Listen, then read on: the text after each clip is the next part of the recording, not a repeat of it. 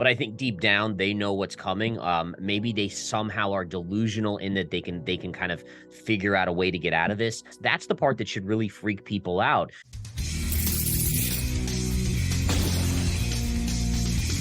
Are we still heading for a soft landing? No, I've never been in that camp. I think it's always the popular thing to kind of smooth it over and make everyone think everything's going to be fine. It's almost like the parents with the children, right? You never want to tell your children the world's ending. You say, Yeah, "Oh, that's it'll right. be okay." But I think deep down they know what's coming. Maybe they somehow are delusional in that they can kind of figure out a way to get out of this. But I mean, you see the numbers. I mean, yes, jobs numbers are still strong, but everything else is crumbling. And again, the economy lives and dies with the housing market, right? Think about how many jobs go into housing, whether it's mortgages and all that, or it's the carpenters, the plumbers, the electricians. And so we're in for a deep shock here. And again, you're seeing home prices starting to crumble. It's very, initially it's very reminiscent of what we saw in late 2007 going into 2008. I don't know if we'll still see the same sort of collapse, but I think that the reverberations will take down the economy into a recession. Well, what are you looking for? Like the bond market's already blown up and exploded, and everything you just pointed out is pretty serious. So what are you looking for in the home market? Like you're saying, is you don't think it'll be like 2007 going into 2008, but what if it is that serious? Yeah, I mean, if it's that serious, then we're in a heap of trouble. I mean, one of the positive things about 2007, 2008, 2009 is that inflation stayed low, right? So you enabled the Fed to come in with this printing of money policy. That's Hmm. not the case anymore, and that's the part that should really freak people out. Is that if they can't print us out of this situation because inflation's high, then we're going to be in a recession that could last. I mean, we could be talking a 5, 10 year recession in this economy. Wow. Now, Gareth, what happens to gold? Everyone has their eye on precious metals with all this talk of economic collapse. Where are you at with gold right now? Yeah, so looking at the gold chart, I still remain as a avid bull. I did say to people when we were up in this range that we had run a little too far too fast and to wait for this level here. Again, notice this beautiful trend line right here. We broke below it, retraced into it, fell down, retraced into it, hammered, finally broke out. And then when you get the breakout, there's this kind of relief of just short covering and buying that pushed it up. You never Right. want to buy at those highs. Generally, you'll get a better opportunity. And you can see that what happened. We came right back to that trend line right there at around 1805, and that's been the buying opportunity. So I think now is the time to be in gold again. I think the next leg is going to take out this high pivot, and we will go revisit this double top around 2075 or so. So you're thinking we hit the level where we'll actually go back to those all-time highs of 2050 or 2000s? Yeah, and I think this time, I mean, it's very normal for double tops to occur where you pull back, right? This was a major pivot high. We retested, sellers came in. It's Right. it's the probabilities are now shifting that on the third or the fourth hit, you likely will break to the upside. So I think at minimum by year end, we're retesting that level. And I really think that there's a good chance that we should be above that level. And then you have to start talking about charts going back to the 1970s and 1980s about the parabolic move that we saw in gold when it finally had this breakout after about Right. 2 to 3 years of consolidation where gold went about 9x. And again, I don't think gold's going to do that, especially with Bitcoin on the fold now. But I do think, is it possible for a 3x on gold over the next 5 years? I do think that's possible. Let's say, because you see everything that's happening in Europe, people said that it wasn't going to last this long for the war. What happens, Gareth, if this continues out 2, 3 years? And you were saying earlier that inflationary pressures, this recession could be a 5, 10 year recession, you just said. So with the war in mind and a 5, 10 year recession, is it possible that gold can 5x or 6x from here, or will it just never happen?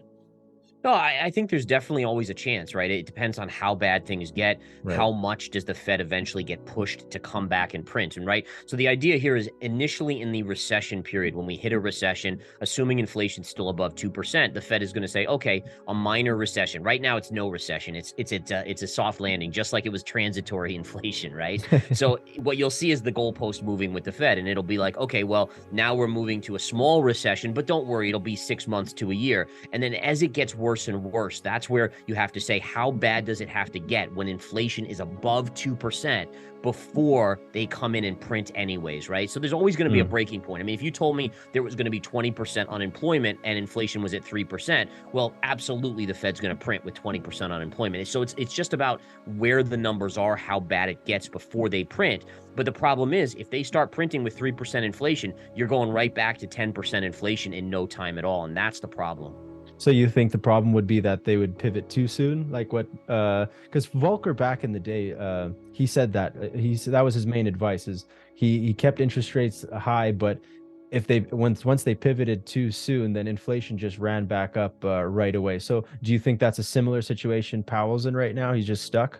Yeah, so I think he is stuck, but at the same time, I think they're going to really hold back on pivoting because he's Really? mentioned that he saw what happened to Volcker when he pivoted too quickly and started to cut. So I do think they hold back for at least the next 12 months. And even when we're in a recession, they are not really dropping interest rates precipitously. Maybe a tiny bit, throw the market a bone, but Mhm. nothing dramatic. I think that's going to be the bigger problem is that it's going to then start to cause a breakdown in the system. We talked about the bond market already having problems. You start to see breakdowns in the financial system itself, and then things get out of control very, very quickly, especially when we've had this artificially inflated economy and monetary system now, basically going back to the 2009 lows of the last big recession. And I think the thing is that people have to be aware of is we're so kind of centralized in our thought process that the US markets are the place to be. I really believe that that was true for the last 15 years, maybe even the last 20 years. But I do think that there's going to be this shift where as the Fed is unable to kind of print us out of these issues, people are going to start looking for other areas to invest. And I think China is one of those places that money's going to go. Now, Mhm. obviously, you have other issues going on there people have to be careful of. But I also think, I've been a big proponent of Brazil and some of the South American countries. They're going to start to emerge as a stronger economy, especially the ones that have big resources in the metals, right? If you're a country that are mining these metals, you're going to do very, very well. And there's going to be a big boom going on. So, Gareth, with all this economic instability and you're seeing wars break out, where do you put your money? Do you put your money strictly in physical assets, the stock market? Like, where do you like? Let's say you have 100 grand right now, Gareth. Where are you gonna split it up to? So for me, I'm keeping it relatively short term unless it's in the metals, right? So I Mhm. have gold holdings, I have silver holdings, I have the miners right now. Those are some of the investments that I have currently. So I think those are the places to be. I think eventually Bitcoin is, but not until we get regulatory clarity there and kind of a final flush out on the crypto space. To think about the amount of interest, what a waste! What a waste of Right. resources of money. I think that's the first thing that any American, anyone in the world has to think about. And I think we have to figure out a way through this and not by printing more money and diluting. But the question is, how do we do it without doing that, right? I mean, it's almost like we're getting boxed in a corner now where there's not really any good option of getting out. I mean, yeah, you could raise taxes on people, but that'll kill the economy. You could print money, but then that causes inflation. I mean, so again, to be honest, it's one of those things where I don't know the answer here. But it's a situation that has been made by our government as well as the Federal Reserve, and they made it. They need to unmake it. They need to figure it out and come up with some solution. But honestly, I do not know the easy outcome. Theoretically, let's say the system they can't save it. Housing market blows up, bond market's already going crazy, stock market, let's say, collapses, and the US is just there losing their USD is collapsing as well. What do they do? Pull out a central bank digital currency? Yeah. What do they go to cryptos? What happens to the US when the time comes for a collapse?